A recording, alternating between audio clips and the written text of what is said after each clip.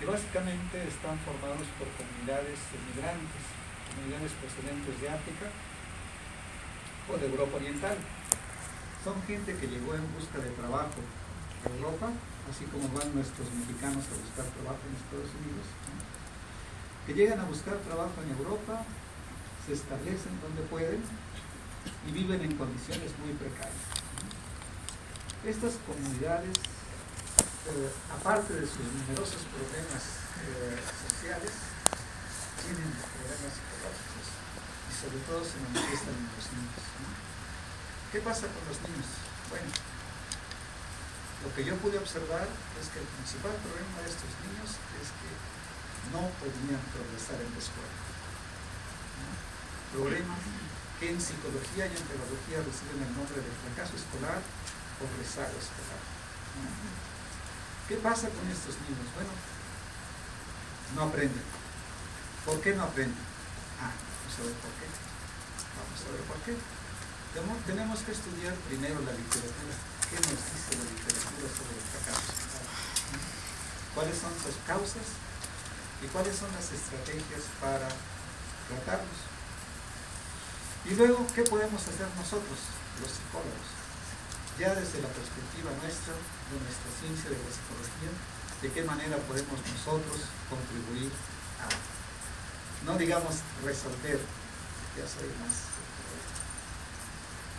tímido, contribuir a la resolución de estos problemas, ¿no? Vamos a comenzar el tema del fracaso escolar o rezago escolar, como lo llaman muchos autores aquí en México, con una pequeña recapitulación. Pasamos a la siguiente, ¿no? Esto es lo que yo hice. Pasamos a la siguiente, ¿sí? A lo que se llama en psicología la psicopatología del desarrollo, ¿no? Si ustedes se fijan aquí, tenemos un conjunto de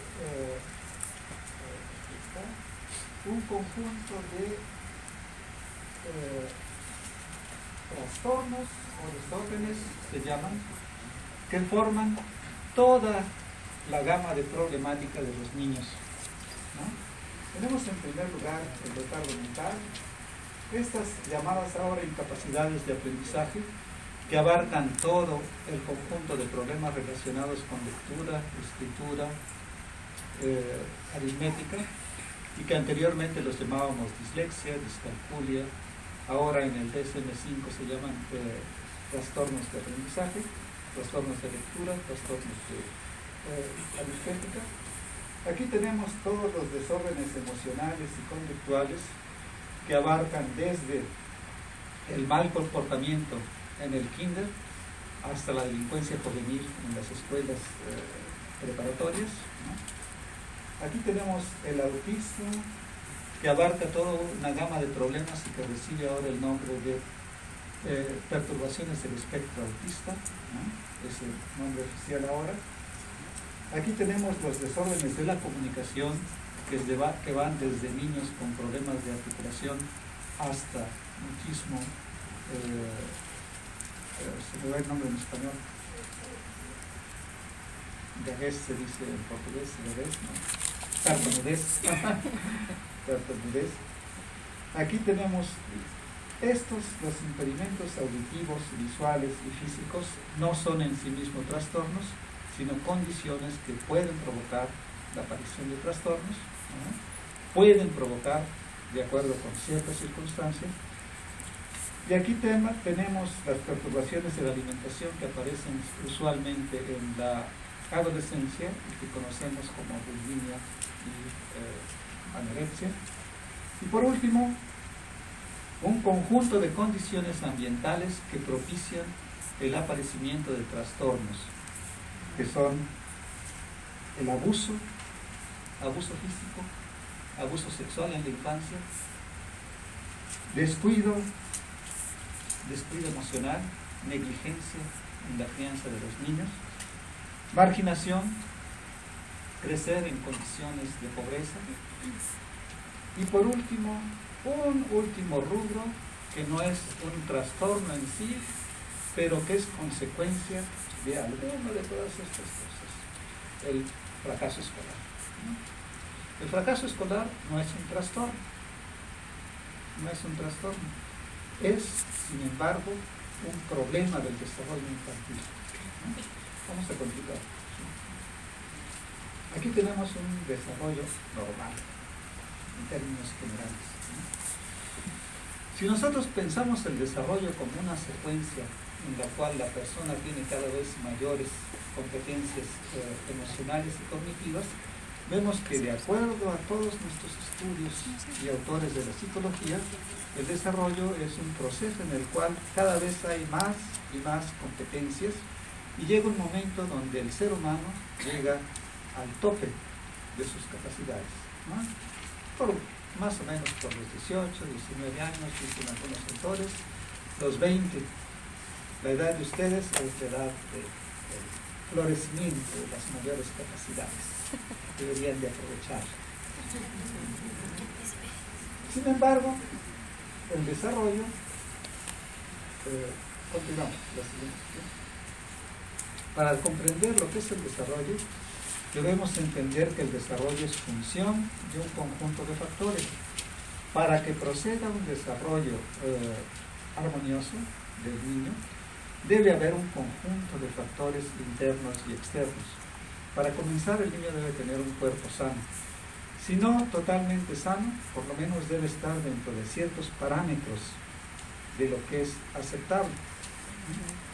No solo eso, el niño debe tener un conjunto de condiciones mínimas de bienestar, ¿no? Debe tener buena alimentación, buena nutrición, debe tener un conjunto de condiciones higiénicas, lo cual significa servicios de salud pública adecuados, ¿no?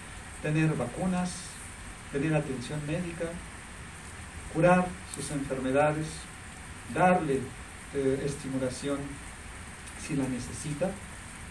Necesita un ambiente físico adecuado, una estimulación adecuada para su desarrollo psicológico, ni demasiados estímulos, ni demasiados pocos. Necesita un ambiente familiar adecuado. No quiere decir que la familia sea feliz como en las novelas rosas, sino que tenga un mínimo de condiciones en lo que se refiere a la salud mental de los padres, ¿no? Es decir, lo mejor es que ninguno de los padres tenga ningún trastorno. Lo mejor es que los padres vivan en una situación relativamente armoniosa, y lo mejor es que el niño tenga una cierta estabilidad familiar, ¿no? Esto no significa que el niño no pueda soportar la inestabilidad familiar, también puede, pero lo mejor es que tenga condiciones estables. Y luego, un ambiente social saludable. Nosotros vivimos afortunadamente en condiciones de paz relativa, todo es relativo en este mundo, ¿no? Pero hay países con guerra, hay países donde los niños crecen en situación de violencia, con bombas, muertos, heridos, miedos, huir, para no ir muy lejos, Siria como está ahorita, ¿no? El niño para crecer armónicamente, armoniosamente, necesita de condiciones sociales también buenas, ¿no? ¿Cuándo se perturba el desarrollo? Continuamos. El desarrollo del niño se perturba cuando hay alguna deficiencia en alguno de estos factores que mencionamos anteriormente. Vamos a suponer que el niño tiene una lesión en el cerebro. La lesión en el cerebro perturba su desarrollo, y esa pequeña perturbación se multiplica por 10, por 100, por 1000, causando un verdadero desvío o retraso en su desarrollo. Puede tener alguna enfermedad. Tal vez nació sano el niño, pero le dio meningitis a los 10 meses, ¿no? Eso perturba su desarrollo. Nació sin ojos el niño, es ciego. Nació con un problema del oído, es medio sordo. Nació con la falta de un miembro. Todas estas cosas pueden perturbar su desarrollo, ¿no? La desnutrición, por supuesto. Y luego, aunque nazca bien, Si el niño nació con un cuerpo perfectamente sano, puede crecer en una familia con problemas psicológicos y sociales. Eso puede perturbar su desarrollo. Y así sucesivamente, condiciones de miseria, marginalidad, guerra, violencia, todo eso puede perturbar su desarrollo. Y la consecuencia de esta perturbación es la aparición de alguno de los trastornos que nosotros mencionamos anteriormente. Retardo mental, perturbaciones emocionales, problemas de lectura y escritura, depresiones, dislexia, bulimia, lo que sea. Continuamos, ¿no? No solo la alteración de un factor produce una desviación en el desarrollo.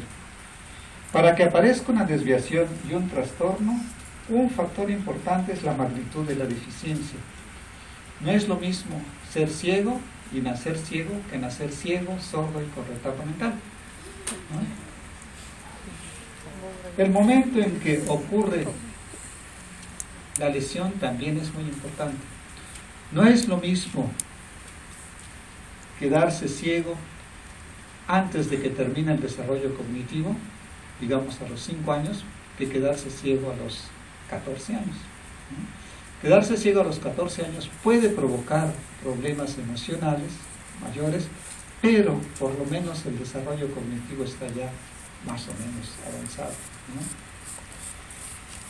La existencia de un apoyo psicológico, pedagógico, educacional es muy importante. Un niño con ceguera o con sordera se dice, ¿no? Sordera, bien atendido, puede llegar a tener un desarrollo armónico, igual que un niño vidente o con su sistema auditivo en orden, ¿no? Depende también del momento en que comience ese apoyo. Cuando más temprano, mejor, ¿no? Si comenzamos a trabajar y estimular a un niño con ceguera desde el momento que nace, a los 6 meses, el niño puede alcanzar, puede llegar a la universidad, ser doctor, ser matemático, ¿no? Hay muchos casos así. Y hay un factor también que es muy importante, la resiliencia del individuo, ¿no? Llamamos de resiliencia a la capacidad del individuo para resistir a las presiones del ambiente, para lidiar con los factores estresantes del ambiente. Hay personas que son más resilientes que otras, dicho de otra manera, más resistentes que otras. Nosotros sabemos que cuando hay una catástrofe, por ejemplo, todos los que vivimos de cerca la catástrofe sufrimos de una serie de consecuencias durante algún tiempo. Por ejemplo, estrés postraumático agudo, ¿no? Sin embargo, la mayoría de las personas, con el tiempo, en un plazo razonable, conseguimos superar con nuestros propios recursos psicológicos, superamos estos problemas y logramos insertarnos de nuevo en una vida normal, en una vida cotidiana. Pero hay un porcentaje de personas que no. Hay un porcentaje de personas que necesitan ayuda para superar el trauma, ¿no? Estas personas son personas vulnerables, personas resilientes. Todos tenemos un límite. Hay un momento en el cual, por muy fuertes que seamos, ya no conseguimos lidiar con los factores de la vida diaria. Pero los niveles son diferentes en cada uno, ¿no? O sea, hay personas que con poco, vamos a decir relativamente poco en relación con los demás, pueden necesitar de ayuda psicológica. Aún no sabemos exactamente lo que es la resiliencia ni de qué depende, pero sabemos que existe. Es un factor importante. Continuamos, ¿no? Nuestra tarea como psicólogos es tener un marco teórico para explicar todas las perturbaciones de las que estamos hablando. Justamente, nuestro marco teórico es lo que les acabo de explicar, ¿no? ¿De qué depende el desarrollo cuando es armonioso? ¿Por qué surgen las desviaciones del desarrollo? ¿Y por qué, como consecuencia de una desviación en el desarrollo, aparece una perturbación, un trastorno, ¿no? Es nuestra primera misión como psicólogos. La segunda es encontrar formas de diagnóstico adecuadas y la tercera, formas de tratamiento adecuadas, lógicamente. En el mejor de los casos, del diagnóstico debe derivarse una forma de tratamiento. Continuamos, ¿no? Y eso es lo que yo he tratado de hacer, tanto con niños que tienen problemas de atraso mental y deficiencias visuales, con los que tienen problemas de fracaso escolar. Continuamos, ¿no? Este es una noticia fácil de entender que aparece con frecuencia en los periódicos, también aquí en México, ¿no? El fracaso escolar. ¿Qué es el fracaso escolar? Es un problema que aqueja a casi todos los países del mundo. Hay pocas excepciones, ¿no? ¿Cómo se manifiesta el fracaso escolar? Vamos a continuar, ¿no? Bueno, aquí no tengo muchos datos sobre lo que es el fracaso escolar en México, pero tal vez si entramos en una de estas, por ejemplo, vamos a entrar en esta, si me puedes ayudar. No, este es un link de internet, ¿no? Sí, lo tienes que copiar y ponerlo en internet.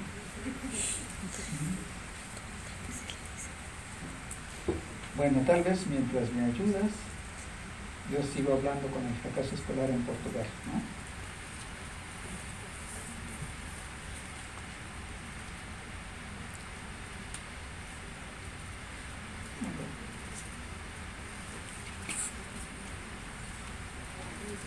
Yo no tengo muchos datos sobre lo que es el fracaso escolar en México, porque existen muchas maneras de definir el fracaso escolar, ¿no? No solo en México, en la literatura en general. Incluso se habla de rezago escolar, por ejemplo, ¿no? O de reprobación, o de abandono escolar. Son conceptos todos diferentes, ¿no? Y que todos manifiestan un cierto problema, pero la definición puede ser diferente. Estos datos son datos que yo encontré en internet ahora para venir aquí y que nos dicen algo sobre el fracaso escolar. No sé si alcanzan a ver algo. No alcanzan a ver. Bueno, ¿se puede aumentar? Bueno.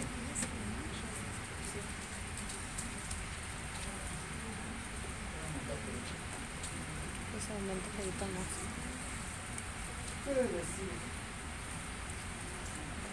Quiere, de 83 millones de mexicanos, ahora somos más, ¿no? 10 millones no tienen primaria terminada. 16 millones no tienen secundaria terminada. En este momento nos interesan estos 10 millones. ¿Por qué no terminaron la primaria? ¿Por qué no terminaron la primaria? 10 millones, imagínense ustedes, de 83 millones, 10 no terminaron la primaria.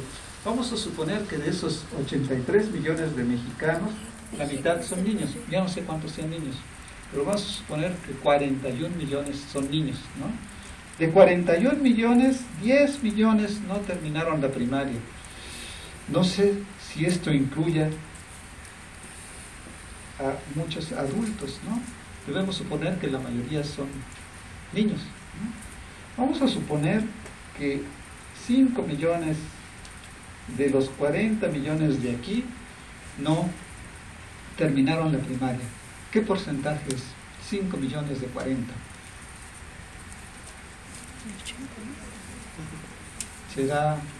Es más del 10%, ¿no? Es como el 12%, algo así. Quiere decir que en México, de acuerdo con datos mexicanos, de acuerdo con datos del INEGI, este es el INEGI, ¿no? Un 12% de los niños no terminan la primaria. Estoy un poco jugando con los datos porque no tengo realmente un estudio sobre eso, pero en base a estos datos podemos suponer más o menos el 12%. Significa que en una escuela donde hay 100 niños, 12 no van a terminar la primaria, ¿no? ¿Por qué? Bueno, vamos a ver. Continuamos con la siguiente. Continuamos con la siguiente.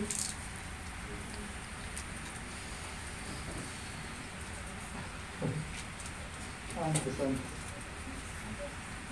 Espérame, no, vamos más abajo.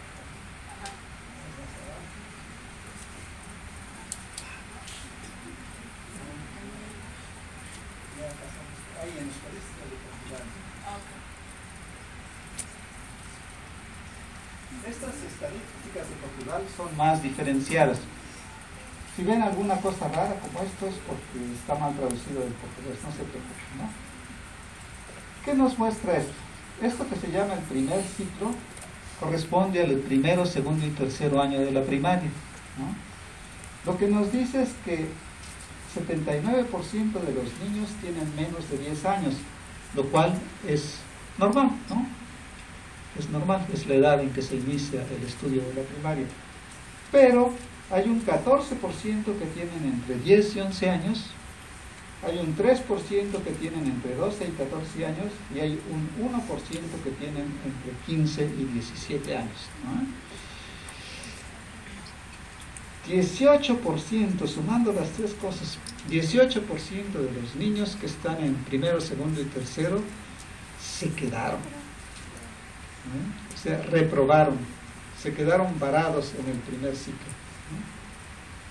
¿Cuántos son en México? No sé, los invito a ustedes a hacer la investigación, ¿no? Los invito a ustedes a que exploren cómo está eso del fracaso escolar en México, ¿no? Lo que esto nos muestra es que en Portugal un porcentaje muy alto de los niños se queda reprobado en primero o segundo o tercero año y la gran mayoría, según mis datos, en primer año. Continuamos, ¿no? El problema del fracaso escolar se manifiesta de tres maneras: o se van de la escuela, como acontece en México, en Portugal ya no se van de la escuela, o reprueban una y otra vez, eso es lo que estamos observando ahora en Portugal, o simplemente mandan a los niños a una escuela de educación especial. Que yo sepa es lo que sucede en México, los mandan a una escuela de educación especial, ¿no? Continuamos. ¿Cuáles son las causas? Lo que tenemos aquí es un conjunto de causas avanzadas por los especialistas en el tema. Muchos pedagogos y sociólogos desde hace ya muchos años están estudiando el problema, porque así como nos afecta a nosotros, a México y en Portugal, medio mundo tiene el problema, ¿no? ¿Por qué ocurre el fracaso escolar? Primera causa, problemas cognitivos. Nos dicen problemas cognitivos. Nosotros como psicólogos, cuando nos hablan de problemas cognitivos, ¿qué entendemos? Pues en primer lugar, retraso mental, ¿no? Un problema cognitivo, retraso mental. ¿Qué más hay? Tal vez problemas de aprendizaje, como la dislexia, ¿no? También cuando nos hablan de problemas cognitivos puede ser un problema de aprendizaje, pero no hay más. ¿Qué más hay que nosotros podamos clasificar como problemas cognitivos? Tendremos que partir del supuesto de que 18% de los niños en Portugal y 12% de los niños en México tienen problemas de retardo mental. Es difícil aceptarlo, y por otro lado también estos niños en la mayoría de los casos eran niños perfectamente normales, no presentaban no parecían tener ningún problema hasta que entraron a la primaria y ahí ya se atoraron, ¿no? Es difícil creer que los problemas cognitivos sean la causa principal. Todos los demás parecen funcionar en alguna medida, ¿no? Los especialistas dicen el ambiente familiar inadecuado, el origen social. Mientras más pobre el niño, más problemas tiene en la escuela. Los métodos de enseñanza es culpa de los profesores, ¿no? O es culpa de la organización de las escuelas, tienen demasiados niños, o los niños son demasiado diferentes, o hay currículos demasiado extensos, ¿no? ¿Cuál será la causa? Pues a mí me parece que es todo junto. Los casos que yo he observado, que yo he venido observando, no se deben a una causa. Lo que yo he podido ver es que el niño que fracasa en la escuela perdió el tren por un conjunto de razones. Por ejemplo, viene de un medio donde hay problemas. El papá es alcohólico, por ejemplo, la mamá tiene poco tiempo y trabaja. El niño se enfermó un mes justamente cuando estaban enseñando el alfabeto. ¿Qué pasa? Perdió el tren y ya no puede subirse otra vez al tren. No hay nadie que lo ayude. Ya, se le fue. Y de ahí en adelante, como dice Vygotsky, los problemas se multiplican por 10, por 100, por 1000, ¿no? Parece que el fracaso escolar es más el resultado de un conjunto de factores que coinciden por cualquier razón que de un solo factor. Continuamos. ¿Cómo vamos a resolver el problema? Los expertos nos dicen, todas estas son las estrategias que podemos aplicar, ¿no? Y parece que cada una de estas propuestas se dirige a alguno de los problemas anteriormente mencionados, ¿no? Todo es bueno. Si el problema del fracaso escolar tiene varias causas, varias aristas y vertientes, es lógico también que vamos a necesitar estrategias diferentes, ¿no? Ahora bien, ¿dónde entramos nosotros? Los psicólogos. Los psicólogos entramos aquí. Nosotros no podemos resolver el problema del fracaso escolar porque viene de muy lejos, viene desde la estructura de la sociedad y del sistema educativo, pero podemos intervenir aquí. Podemos aplicar pedagogías diferenciadas según las características de cada niño, ¿no? Y ahí es donde entra la experiencia acumulada con niños que tienen retardo mental o deficiencias. Todo lo que hemos venido desarrollando con niños de estas condiciones puede ayudarnos a atacar el problema aquí, en este nivel. Continuamos. Y eso es lo que hice. Basándome en toda la experiencia anterior, en los trabajos desarrollados en México, comencé a elaborar técnicas de diagnóstico y rehabilitación para niños con fracaso escolar. Continuamos. Objetivo: crear programas de entrenamiento.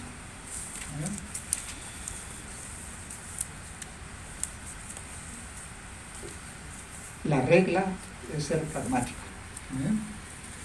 Lo que necesitamos es crear formas de intervención que sean capaces de resolver el problema. Ser pragmático. ¿Sirve o no sirve? Continuamos. Objetivos específicos: crear procedimientos de diagnóstico, crear programas de entrenamiento y aplicarlos. Vamos a ver qué pasa. Cuando nosotros tomamos a un niño, diagnosticamos todos sus problemas y lo entrenamos, ¿qué sucede? ¿Sirve o no sirve? ¿Progresa o no progresa? Continuamos. Para empezar, elaboramos una evaluación conductual. Seguramente ya saben todos muy bien cómo se hace una evaluación conductual, ¿no? Hacemos un conjunto de pruebas para comparar el nivel de competencias del niño con relación al nivel de competencias que exige la escuela. ¿Qué quiere la escuela? ¿Qué quiere el profesor? Un profesor que tiene un grupo de niños de primer año, al final de un año de escuela, ¿qué quiere? ¿Qué debe saber el niño? ¿Cuáles son las competencias que debe mostrar el niño? Generalmente el profesor nos dice, pues tiene que saber leer y escribir y aritmética. ¿Pero qué? Leer y escribir, ¿qué? Letras, palabras, mayúsculas, minúsculas. Arial 12. ¿Qué quiere? O sea, tenemos que definir con mucha precisión qué significa leer y escribir para este profesor, porque además hay variaciones individuales, ¿no? Y así llegamos a una conclusión. Este profesor lo que quiere es que sus niños sepan todas las mayúsculas y todas las minúsculas en alfabeto de imprenta, ¿no? Que las identifiquen y que sean capaces de formar palabras de 2 sílabas. Ah, bueno, eso ya es algo, ya sabemos, ¿no? ¿Qué palabras? Ah, pues las palabras que están en el libro de primer año de primaria. Ya sabemos, ¿no? Ya definimos lo que quieres decir para este profesor leer. Y así sucesivamente. ¿Qué quiere decir escribir? ¿Qué quiere decir aritmética? Bueno, ya tenemos un criterio para definir la competencia del niño y comparamos lo que quiere el profesor con lo que el niño puede hacer. Y ya sabemos en este caso qué es lo que vamos a entrenar. Vamos a entrenar lo que el niño no sabe. Pero aquí nos encontramos, continuamos, ¿no? Continuamos, por favor. Nos encontramos, continuamos, otra vez, ¿no? Nos encontramos con un conjunto de problemas que también encontramos en el caso de la educación especial, ¿no? Nosotros tenemos que definir precisamente el problema y a partir de definir el problema crear un programa de entrenamiento y luego establecer un sistema motivacional. El sistema motivacional es siempre problemático para enseñarle a un niño, pero en el caso de los niños que fracasan en la escuela es especialmente importante. El niño no tiene la menor gana de ir a la escuela, ni de trabajar, ni de ver otro profesor, un psicólogo que viene a ver lo que yo quiero hacer otra vez ejercicios de matemáticas. No, necesitamos resolver este problema motivacional, si no, no podemos avanzar, ¿no? El niño con fracaso escolar, ya después del primer año, es un niño con problemas de autoestima. Imagínense ustedes, si tienen hermanitos, yo veo que la mayoría son jóvenes o hijos, si hay por ahí alguno. Un niño cuando entra a la escuela normalmente va con mucho gusto, quiere ir a la escuela, quiere aprender a leer y escribir, se siente grande, quiere verdaderamente, ¿no? Y todo esto en el lapso de un año se transforma en angustias, ¿no? O sea, ¿por qué? ¿Por qué todo esto entusiasma en un lapso tan pronto se transforma en tragedia? El niño pierde la motivación, tiene problemas de autoestima y además vuelve a fracasar y ya no tiene ganas de seguir tratando, ¿no? Tenemos que resolver este problema y eso lo resolvemos nosotros al estilo conductual con economía de fichas, pero puede haber otras maneras, ¿no? No, lo niego. Continuamos. ¿Qué pasó? Que descubrimos que muchos de los niños, igual que acontece en el caso del atraso mental, no solo no saben leer y escribir, sino que antes de leer y escribir no tienen algunos repertorios de entrada. O sea, todo lo que llamamos autosuficiencia básica en psicología, ¿no? O sea, el niño no sabe leer y escribir, pero tampoco sabe lo que es arriba, abajo, izquierda y derecha, ¿no? Antes de aprender a leer y escribir es preciso aprender otras cosas, lo que llamamos precurrentes. ¿Cuáles son las precurrentes? Pues hay precurrentes sociales. Resulta que para poder aprender en la escuela el niño debe ser capaz de mantenerse por lo menos 15 minutos en su silla sin moverse, ¿no? Por lo menos. No solo eso, esos 15 minutos tiene que mantenerse concentrado en la tarea. Aparte de eso, tiene que ser capaz de ir solito al baño, si no, no puede ir a la escuela, ¿no? Tiene que ser capaz de jugar con otros niños en el patio y además tiene que pedir la palabra, alzar la mano, decir sí maestra, pedir permiso para ir al baño, jugar con sus amiguitos, no pegar, no patear, no escupir. Es una serie de competencias precurrentes. Si no tiene esas competencias va a fracasar en la escuela, ¿no? Sin duda alguna. Son competencias de tipo social, de autosuficiencia básica, y luego hay competencias de tipo académico. Para poder escribir, el niño necesita una especie de pregrafía, necesita saber dibujar, tener dominio motor sobre sus manos, ¿no? Y como dije anteriormente, para saber leer necesita saber primero lo que es arriba, abajo, grande, chiquito, cuadrado. Para saber aritmética necesita primero saber lo que es antes, después, secuencias, qué fue primero, qué fue después. Los números, para aprender los números se necesita un conjunto de competencias anteriores. Hay una competencia que se llama nada más numerosidad. ¿Dónde hay más? No necesitamos ver ni una fracción de segundo. ¿Dónde hay más? ¿No? Si yo les digo ¿dónde hay más? Tal vez necesitamos un poquito más, ¿no? Para darnos cuenta que es lo mismo. Pero tenemos esa paz, esa capacidad, y los niños antes de entrar a la escuela necesitan tener esa competencia, porque si no la tienen, ya aprender a contar va a ser difícil, ¿no? Y luego hay otro tipo de competencias que tienen que ver con lenguaje. Necesita tener el lenguaje bien establecido el niño. Si no habla bien, difícilmente va a poder aprender a leer y escribir bien, ¿no? Continuamos.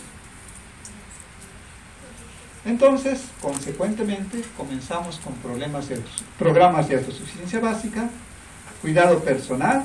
Olvidé mencionar eso, el niño tiene que saber bañarse y peinarse, porque si no, no lo quieren en la escuela. Ya tuve un caso así de una niña que apestaba y que nadie quería jugar con ella, ¿no?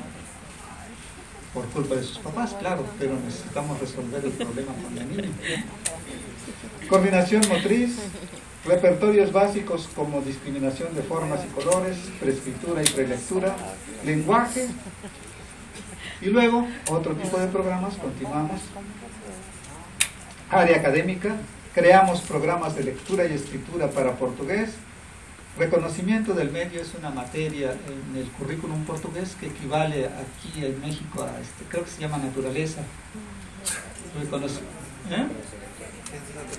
Ciencias naturales, sí, ¿no? Matemáticas, por supuesto, bueno, es aritmética, pero allá se llama pomposamente matemática. Y luego programas de portugués, porque teníamos muchos niños, hijos de emigrantes, que sí sabían portugués, o sea, se comunicaban, hablaban, decían su nombre, etcétera, pero cuando les hablaban del invierno, el verano, las estrellas, ya no sabían lo que era, ¿no? O sea, el nivel de portugués de estos niños no les permitía progresar adecuadamente. Entonces tuvimos que enseñarles portugués. ¿Qué les vamos a enseñar? No les vamos a enseñar novelas. Lo que les vamos a enseñar son las palabras que aparecen en el primer libro de primaria. ¿Qué palabras aparecen? Pues aparece vela, ¿no? Aparece invierno, verano, los pies, el dedo gordo del pie, cosas así, ¿no? Que son muy comunes, pero que un niño extranjero no necesariamente sabe, ¿no? Continuamos. Área social, desde establecimiento de conductas positivas hasta eliminación de conductas negativas. Una característica del niño con fracaso escolar es que se porta mal. Se porta mal. Tuve un niño ucraniano que me lo refirieron por conductas negativas. Pateaba, gritaba, y un día hasta el profesor pateó, ¿no? Y el problema del niño es que no entendía portugués. O sea, como les estoy diciendo, sí hablaba y decía su nombre y conversaba, pero ya en el salón de clases se perdía, ¿no? Entonces le enseñamos todas las palabras del libro y ya, con eso al menos se reencauzó. Seguimos. Les voy a explicar un programa con niños de 6 a 12 años, alumnos de una escuela normal, primaria, remitidos por las profesoras debido a su fracaso escolar. Nosotros llegamos a la escuela y le dijimos a la profesora: tráiganos los peores niños, los que no aguantan, los que no sabe qué hacer con ellos, Los vamos a ver, nosotros. nos van a terminar. Y claro, los profesores felices, ¿no? Porque si llega el psicólogo de darles consejos, normalmente, vamos, ya, si escuchan ya es mucho, ¿no? Pero si les decimos, pásenme a sus niños, con mucho gusto. Y bueno, alumnos de psicología que trabajan con cada niño. Cada alumno adopta a su niño y le hace una evaluación como si fuera una radiografía, todas sus áreas de desarrollo y dónde presenta problemas, y luego qué dice el profesor, qué dice el profesor de este niño y qué quiere el profesor de este niño, cuáles son las competencias que quiere el profesor. Continuamos. Gabinetes de trabajo, que son cubículos, ¿no? Materiales comunes y corrientes, esto lo usamos como reforzadores, premios, medallas, copas, ¿no? 4 horas de trabajo por semana con niño. Continuamos. Primero tuvimos una fase preparatoria que fue la definición de todas las actitudes necesarias para desarrollarse en la escuela. Luego elaboramos pruebas de diagnóstico muy semejantes a mis pruebas para niños con retardo. Luego elaboramos programas de entrenamiento para alcanzar los objetivos y luego los aplicamos. Continuamos. Este es un estudio piloto realizado con 13 niños. Continuamos. Es un diseño semi-experimental con línea base múltiple. Obviamente no se vale experimentar con niños, no vamos a hacer experimentos. Entonces aplicamos un diseño de línea base múltiple. Continuamos. Definimos las aptitudes, elaboramos pruebas de diagnóstico, elaboramos programas de diagnóstico definidos en términos de objetivos. ¿Qué porcentaje de objetivos de cada programa alcanza el niño? Continuamos. Continuamos. Creo que ¿se repite?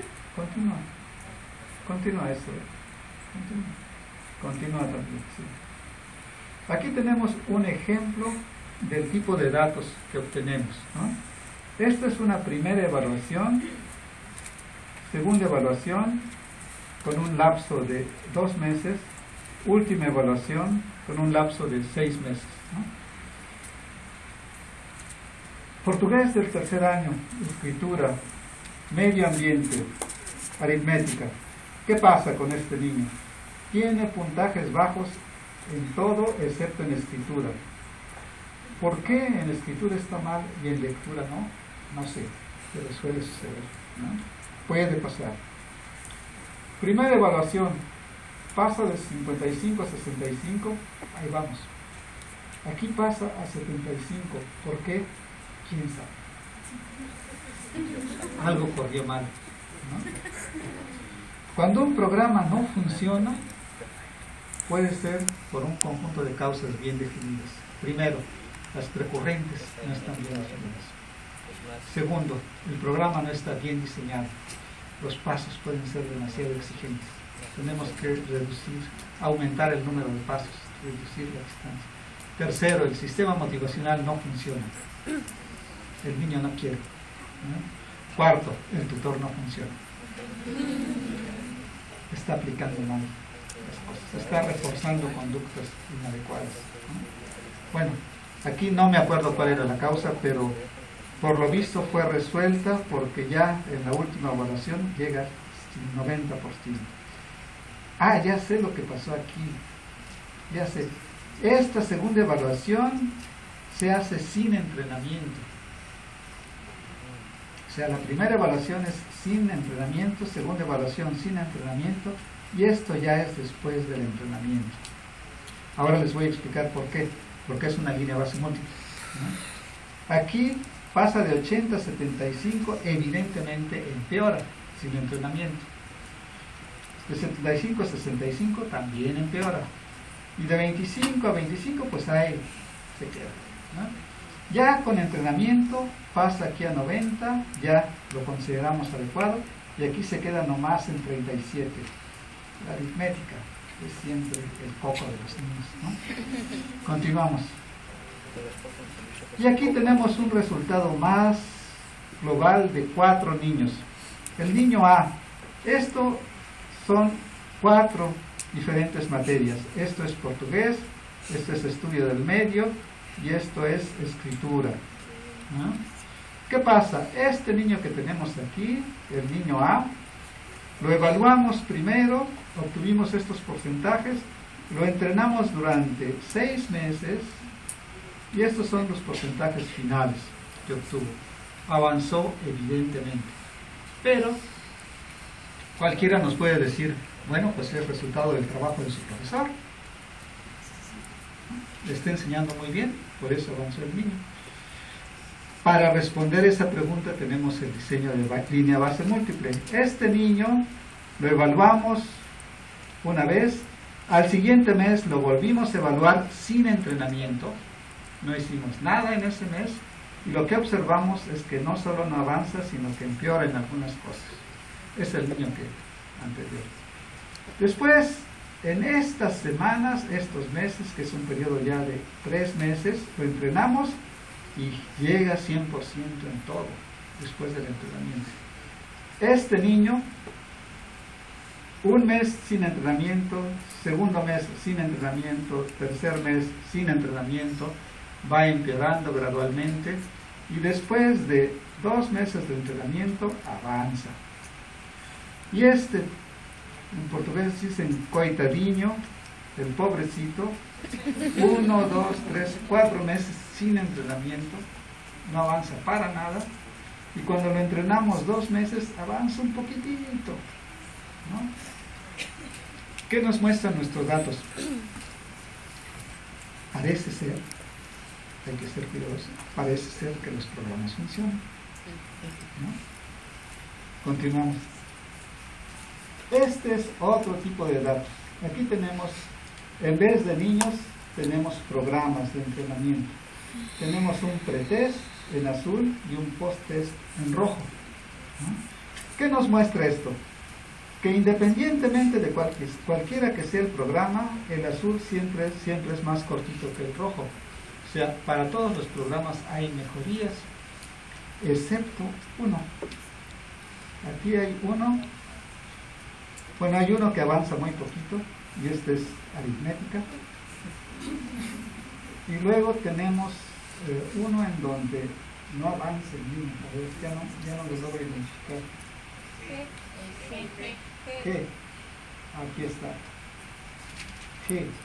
El niño no avanzó. No sé por qué. Estamos investigando qué pasó ahí, ¿no? Hay que investigar. Ahora, en términos generales, parece ser que independientemente del programa aplicado, el niño avanza, ¿no? Es lo que nos muestran estos datos. Continuamos. Pero eso es para satisfacer requisitos metodológicos. En realidad, lo que nosotros queremos es que los niños resuelvan su problema, ¿no?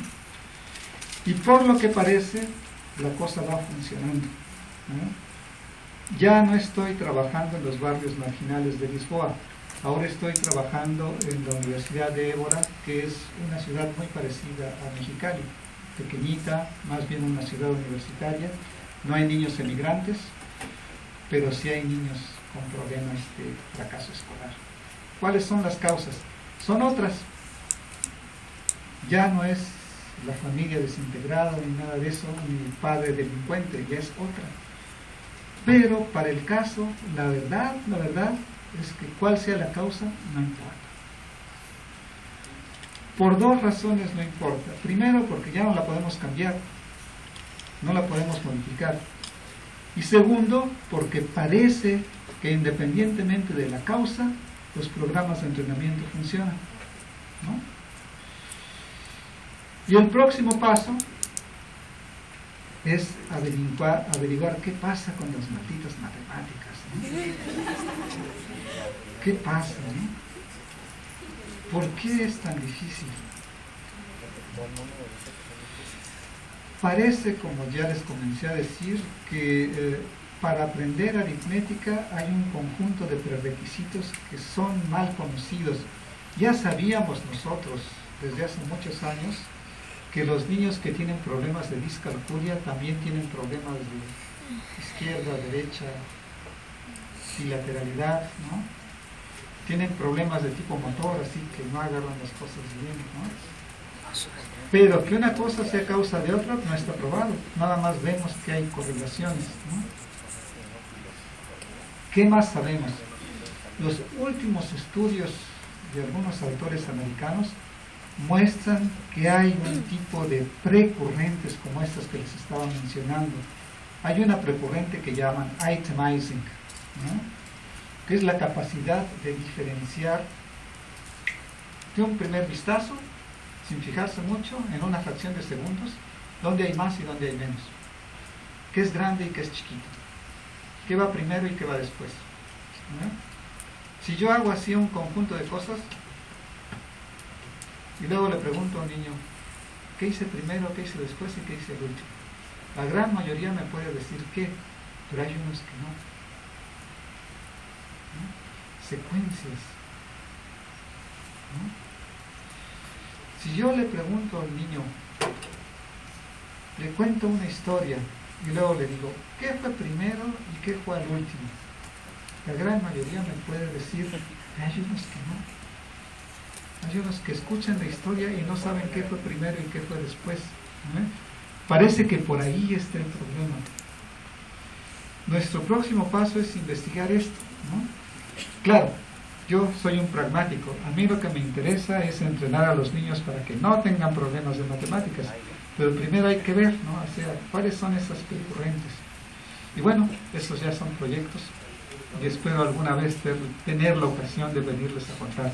Vamos a ver lo que sigue, eso ya no se los voy a explicar, ¿no? Y bueno, eso es lo que estamos haciendo actualmente y pues estoy abierto a responder preguntas. Gracias.